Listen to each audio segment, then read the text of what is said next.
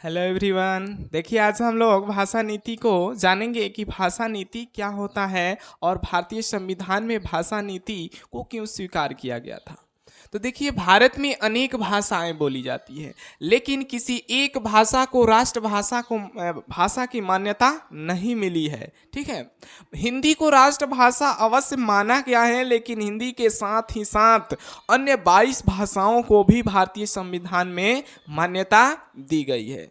और ये कहा गया है कि सरकारी कामकाजों में इंग्लिश के अलावा हिंदी और इंग्लिश दोनों ही सरकारी कामकाजों में प्रयोग किया जाएगा, और जहां पर हिंदी भाषी लोग नहीं हैं वहां पर इंग्लिश में ही कामकाज, सरकारी कामकाज होंगे। दक्षिण भारत के एक व्यक्ति के मांग पर मतलब इंग्लिश को भी राष्ट्रीय कामकाजों में, राजकीय कामकाजों में अपना लिया गया था। हिंदी भाषी लोगों की संख्या भारत में 40% लगभग है। ठीक है, भारतीय संविधान की 8वीं अनुसूची में 22 भाषाओं को जोड़ा गया है। देखिए, जब हमारा संविधान बना था उस समय 14 भाषाओं को ही मान्यता दी गई थी, लेकिन अभी फिलहाल संविधान में 22 भाषाओं को जोड़ा गया है।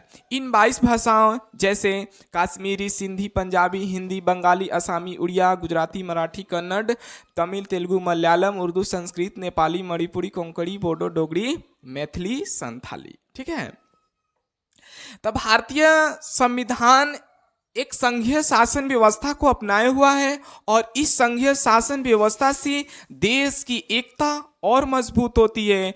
और एक लचीला रास्ता को अपनाकर, भारतीय संविधान में एक लचीले रास्ता को अपना करके भाषा के आधार पर राज्यों का विभाजन किया और भाषा नीति को अपनाया हुआ है। क्योंकि भारत एक विविधताओं वाला देश है, यहाँ पर अनेक प्रकार की भाषाएं बोली जाती हैं, लेकिन इनमें सबसे प्रमुख हिंदी भाषा, और हिंदी भाषा में 40% बोलने वाले लोग हैं, और इसको राष्ट्रभाषा के रूप में अवश्य माना जाता है, लेकिन इसके साथ ही 22 भाषाओं को भी जोड़ा गया है। ठीक है।